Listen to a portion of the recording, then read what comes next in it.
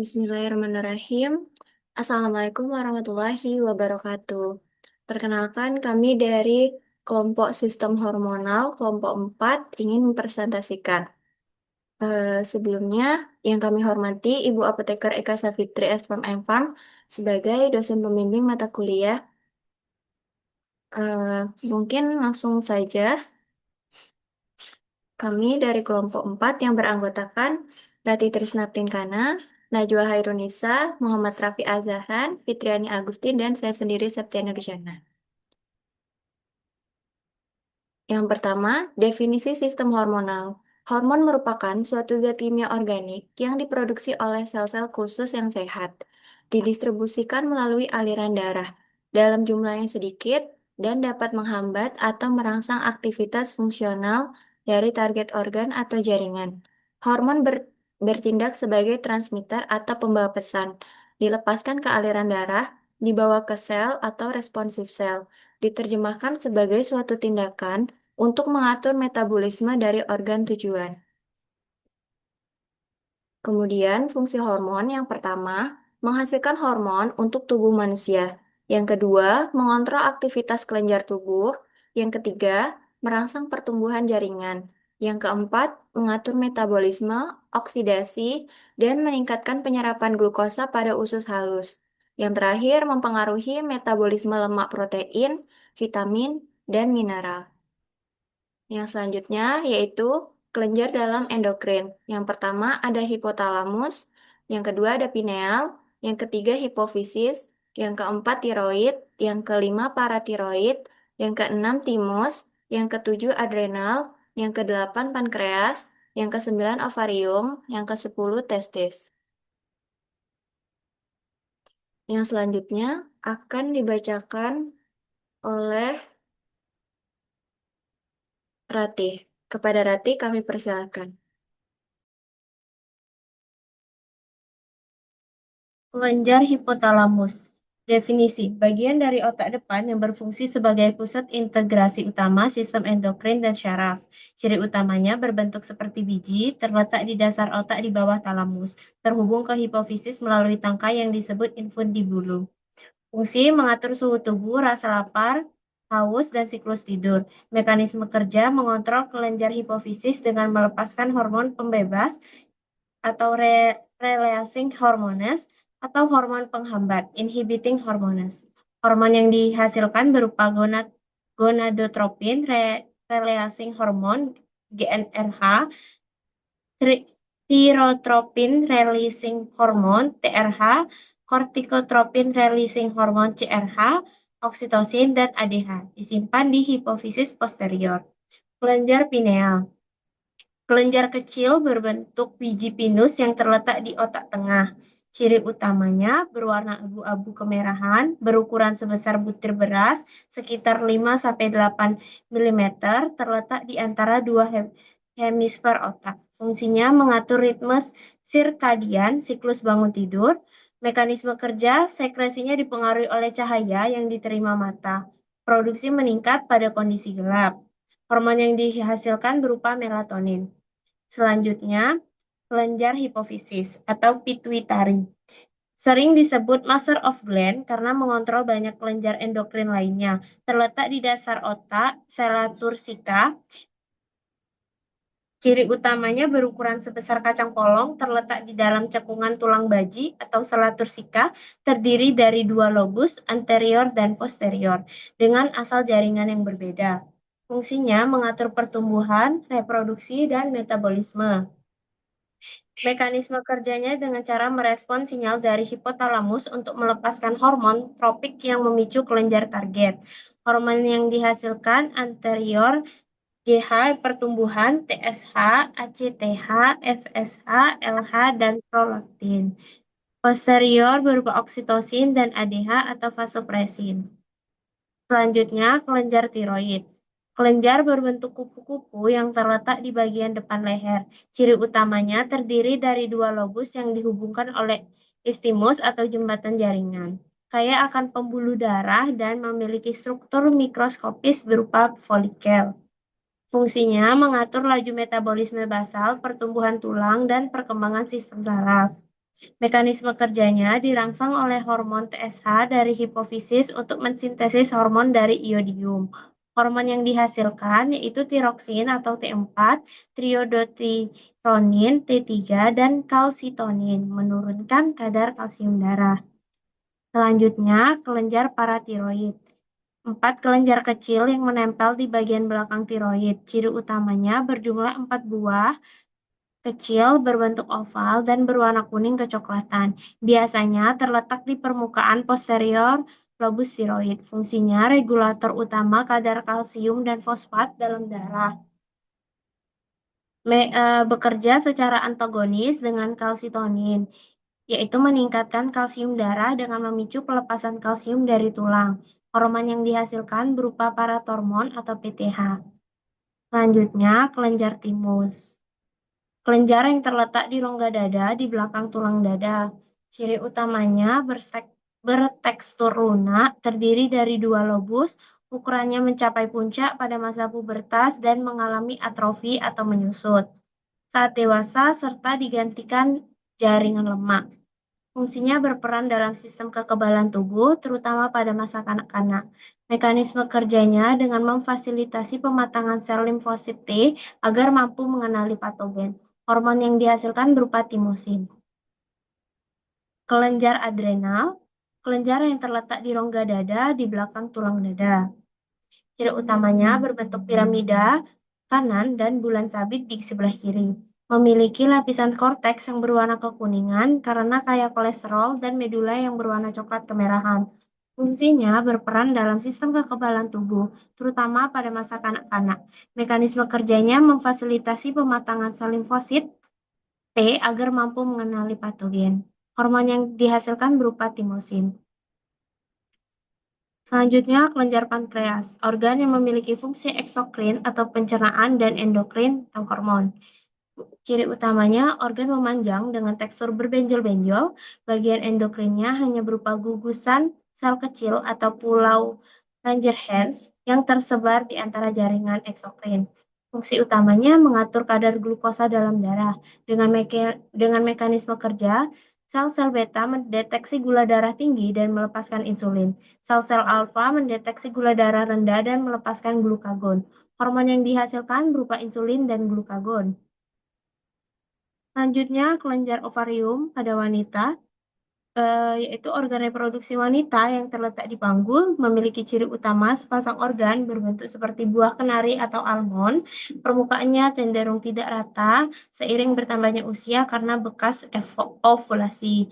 Fungsi utamanya mengatur karakteristik seksual sekunder wanita dan siklus menstruasi. Dengan mekanisme kerja dirangsang oleh hormon FSH dan LH dari hipofisis. Hormon yang dihasilkan berupa estrogen dan progesteron. Kelenjar testis pada pria, organ reproduksi pria yang terletak di dalam skrotum. Ciri utamanya sepasang organ berbentuk oval yang terbungkus dalam tunika albuginea, jaringan ikat padat. Di dalamnya terdapat tubulus seminiferus yang sangat halus. Fungsinya mengatur produksi sperma dan karakteristik seksual sekunder pria seperti suara berat dan pertumbuhan rambut. Mekanisme kerjanya, sel Leydig di testis merespon LH untuk memproduksi androgen. Hormon yang dihasilkan berupa testosteron dan androgen. Yang Selanjutnya, selanjutnya akan dibacakan oleh Kak Fitri. Kepada Kak Fitri kami persilakan. Jenis gangguan pada sistem endokrin. Yang pertama ada diabetes mellitus, gangguan yang mempengaruhi kadar glukosa dalam darah. Yang kedua ada gangguan tiroid, meliputi hipertiroidisme atau kelebihan hormon dan hipotiroidisme atau kekurangan hormon. Kemudian yang ketiga ada sindrom metabolik, yaitu kondisi yang mengganggu proses metabolisme tubuh. Yang keempat ada gangguan kelenjar adrenal, yaitu masalah pada fungsi kelenjar adrenal. Yang kelima ada sindrom kelenjar hipofisis atau pituitari atau gangguan pada gangguan pusat yang mengatur kelenjar lainnya. Yang keenam ada gangguan reproduksi, yaitu masalah yang berkaitan dengan hormon reproduksi. Yang ketujuh ada osteoporosis atau penurunan kepadatan tulang yang dipengaruhi oleh faktor hormonal.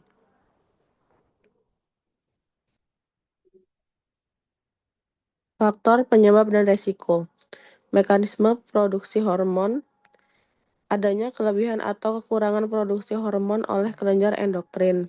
Kemudian ada resistensi hormon, yaitu kondisi di mana sel-sel tubuh tidak merespon hormon sebagaimana mestinya. Kemudian faktor genetiknya adalah riwayat keluarga dengan gangguan serupa dapat meningkatkan resiko seseorang melalui pewarisan sifat genetika. Kemudian ada kondisi demografi dan lingkungan, yaitu faktor usia, jenis kelamin, serta lokasi tempat tinggal seperti daerah dataran tinggi atau wilayah berpolusi dapat mempengaruhi resiko gangguan hormonal. Kemudian ada faktor pola hidup dan nutrisi, yaitu riwayat diet, status sosial, ekonomi, serta kondisi seperti obesitas yang dapat memicu ketidakseimbangan hormon. Yang selanjutnya akan dibacakan oleh Raffi. Kepada Raffi kami persilahkan. Tanaman herbal yang mempengaruhi sistem hormonal. Yang pertama, kurkuma longa atau kunyit. Tanaman ini mengandung senyawa utama kurkumin, yaitu polifenol yang memiliki aktivitas sebagai fitostrogen. Kurkumin diketahui mampu memodulasi ekspresi reseptor estrogen serta berperan dalam regulasi jalur sinyal inflamasi yang berkaitan dengan keseimbangan hormonal. Yang kedua, kurkuma santoriza atau temulawak. Senyawa aktif utama pada tanaman ini adalah santorizol yang memiliki aktivitas hepatoprotektif. Fungsi hati yang optimal sangat penting dalam proses metabolisme hormon steroid, sehingga senyawa ini secara tidak langsung mempengaruhi homeostatis hormonal.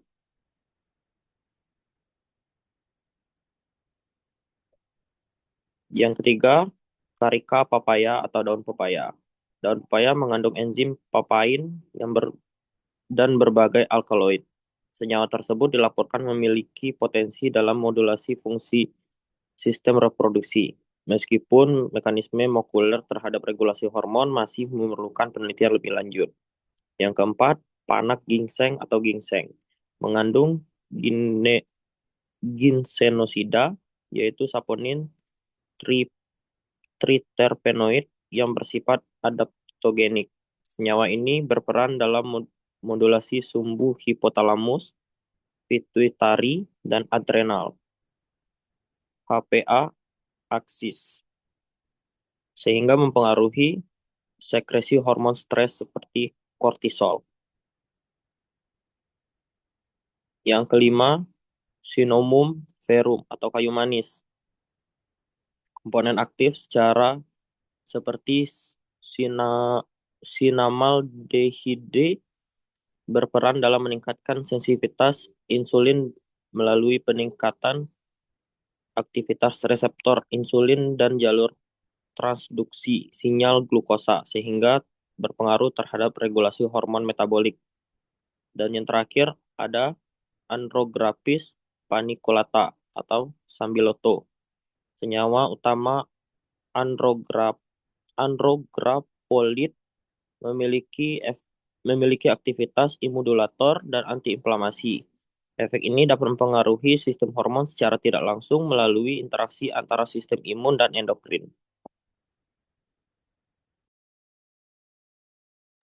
Penelitian selanjutnya akan dibacakan oleh Najwa. Kepada Najwa kami persilahkan. Selanjutnya, interaksi obat herbal dan sintetik.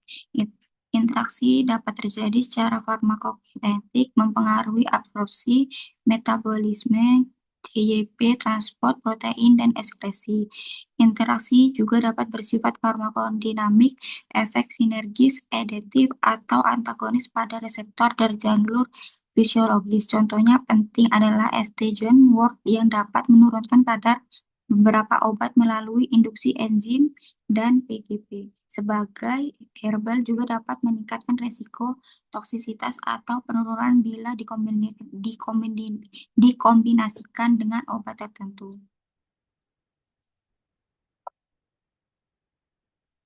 Peran farmasi, obat hormonal penting untuk mengatur fungsi tubuh, tetapi penggunanya harus hati-hati karena mudah dipengaruhi oleh obat lainnya, termasuk herbal. Interaksi obat herbal dan sintetik dapat menurunkan efektivitas terapi atau memperbesar resiko efek samping. Tenaga kefarmasian berperan penting dalam mendeteksi interaksi, memberi edukasi, dan memastikan obat hormonal digunakan secara aman dan rasional. Obat hormonal dan risikonya. Obat hormonal umumnya memerlukan dosis tepat, jadwal teratur, dan pengawasan dokter. Resiko yang perlu dipantau adalah efek samping, perubahan kadar hormon, kegagalan terapi, dan interaksi obat. Pada obat dengan jendela terapi sempit, perubahan kecil kadar obat dapat berdampak besar pada hasil terapi. Pasien perlu diberi edukasi untuk tidak menambah herbal tanpa konsultasi. Kesimpulannya, obat hormonal penting untuk mengatur fungsi tubuh, tetapi penggunaannya harus hati-hati karena mudah dipengaruhi oleh obat lainnya, termasuk herbal. Interaksi antara obat herbal atau sintetik dapat menurunkan efektivitas terapi atau memperbesar resiko efek samping. Tenaga kefarmasian berperan penting dalam mendeteksi interaksi, memberi edukasi, dan memastikan obat hormonal digunakan secara aman dan rasional. Baik, mungkin itu saja yang dapat kami sampaikan. Yang selanjutnya yaitu sesi tanya jawab. Kepada teman-teman yang lain, kami persilakan untuk mengajukan pertanyaan. Izin bertanya, Septi. Silakan Arin. Sebelumnya, perkenalkan nama saya Arin dari kelompok 1. Izin bertanya kepada kelompok 4, mengapa sistem hormonal kerjanya lebih lambat daripada sistem saraf, tetapi efeknya lebih lama? Terima kasih. Baik, terima kasih Arin. Kepada teman-teman yang lain, apakah ada yang ingin bertanya? Kalau nggak ada ibu yang bertanya nih sama yang penonton-penontonnya ini.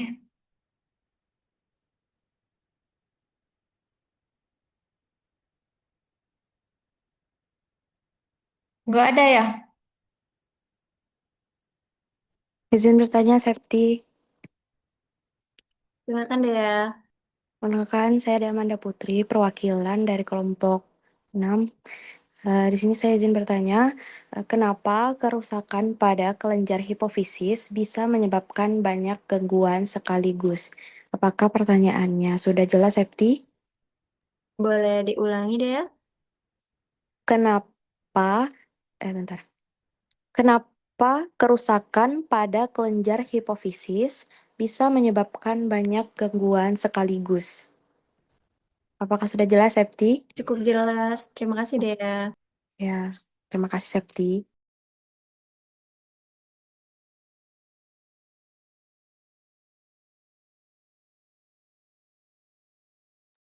Apakah teman-teman yang lain ada yang mau ditanyakan lagi?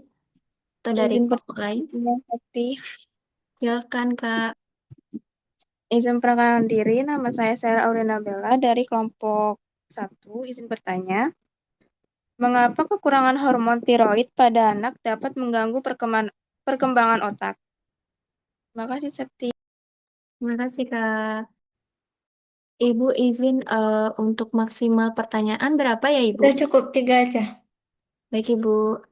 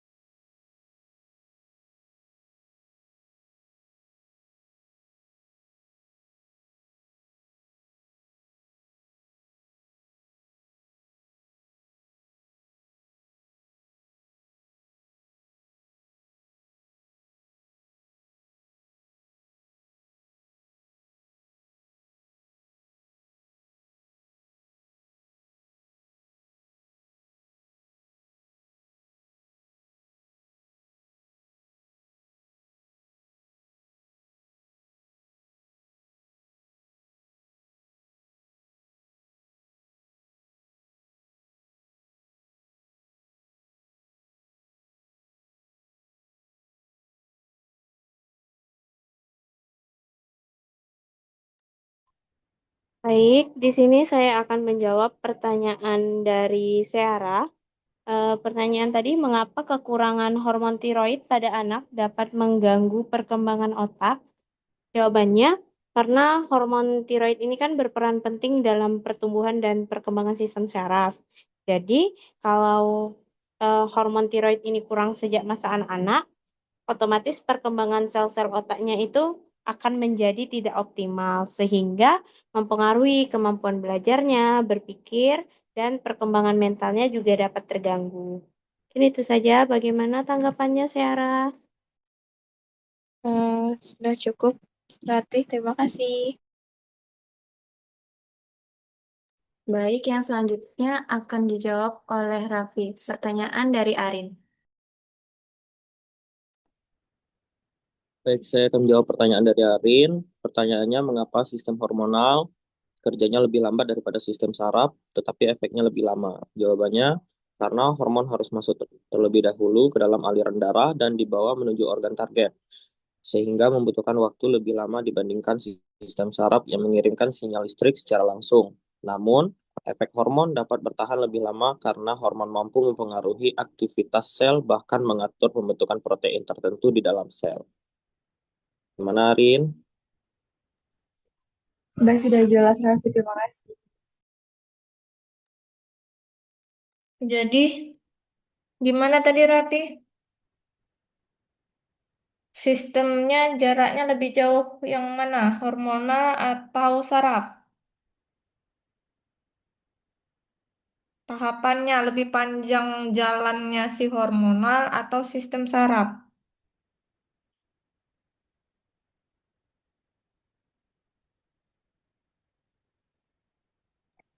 Hormon, Bu.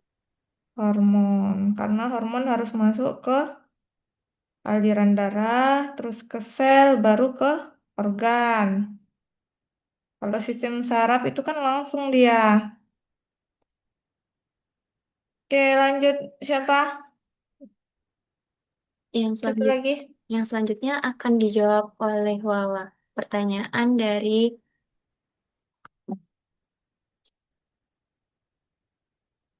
Dea. Kepada Wawa kami persilakan. Izin menjawab pertanyaan dari Dea, kenapa kerusakan pada kelenjar hipofisis bisa menyebabkan banyak gangguan sekaligus? Jawabannya karena hipofisis sering disebut sebagai master gland atau kelenjar utama yang mengatur kerja banyak kelenjar lain seperti tiroid, adrenal, ovarium, dan tesis. Jika hipofisis mengalami gangguan, maka kelenjar-kelenjar yang dikendalikan juga dapat ikut terganggu. Bagaimana, Dea? Baik, terima kasih Najwa. Sama. Baik, mungkin itu saja yang dapat kami sampaikan. Kurangnya mohon maaf. Saya akhiri. Wassalamualaikum warahmatullahi wabarakatuh. Apa saja yang diinikan oleh hipofisis, kelenjar hipofisis? Apa aja fungsinya? Dia mengkoordinir apa aja sehingga bisa dikatakan master of gland. Komandonya di situ, pemimpinnya di situ. Apa aja yang dipengaruhinya? Metabolisme, stres, pertumbuhan, reproduksi. Nah, bayangkan kalau empat itu terganggu. Rusak semuanya enggak? Iya, Bu.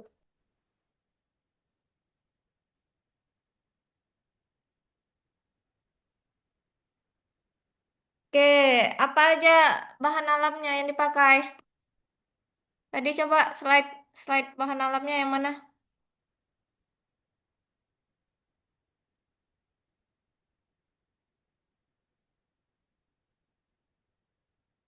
Kunyit lagi, temulawak lagi. Oke, dan pepaya oke lah, ginseng oke. Terus kayu manis sambil loto. Apa lagi? Sudah, cuma 6 itu. Iya, Ibu. Wah, nggak terima saya kalau cuma 6. Banyak penyakitnya tadi kan? DM apa aja? Pernah dengar apa aja untuk DM?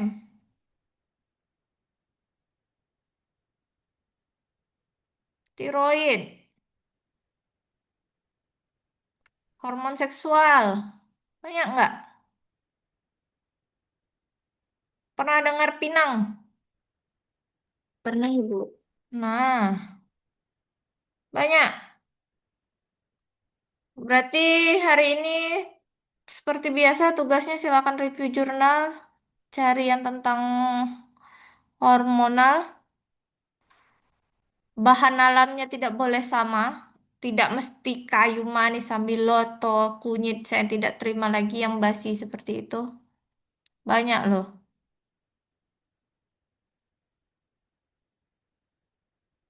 Kemudian ada juga tadi kan yang hepatoprotektif.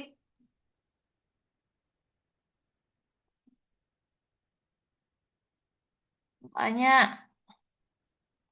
Ada PCO, tahu PCO? Bisa. Kemudian banyak, silakan dicari. Buat tugasnya per orang, saya tunggu kapan? Besok sebelum jam 7 malam. Ya, bisa? Bisa, Allah, Ibu. Bu. Oke, Bu. Besok sebelum jam 7 malam. Ini banyak loh. Banyak. Contohnya aja penyakit untuk DM. Masa nggak tahu? Gula untuk nurunkan gula. Kumis kucing enggak, Bu? Nah, bisa. Cari jurnalnya di review. Ya, ini Oke, Bu. banyak nih. Hormonal ini banyak. Karena dari ujung kepala sampai ujung kaki. Ibu izin bertanya itu tulis tangan kan Bu? Iya, tulis tangan. Biar masuk ke Terima kepala. kasih. Ada lagi? Seperti biasa ya, masuk Google Drive ya. Jadi saya ceknya satu-satu. Baik, Bu. Ada lagi yang mau ditanyakan? Ibu mau nanya terkait siap ini, Bu. Hmm, Ini jadinya dua pertemuan kan nih, Bu? iya, Untuk satu tahap untuk pertama. review, satu untuk ini. Tapi reviewnya kan kita nggak mesti pakai Zoom. Tetap Kalau yang akhirnya, diupload yang Zoom jatuhnya. oh Upload iya, Bu. tempatnya. Sesuaikan jamnya ya, Arin. Baik, Ibu. Oke, tugasnya sampai jam 7 besok ya. 7 malam. Kalau mau Oke, Bu. tawar-menawar, saya ubah jadi jam 12 siang. Oke, Bu. Siap, Bu. Jam 7 malam. Oke. Oke. Ya. Ada lagi yang mau ditanyakan? Tidak, Cukup, Bu. Ibu. Oke, kalau enggak saya tutup ya. Assalamualaikum warahmatullahi wabarakatuh. Waalaikumsalam Waalaikumsalam warahmatullahi warahmatullahi wabarakatuh. wabarakatuh. Kasih, Ibu. Oke.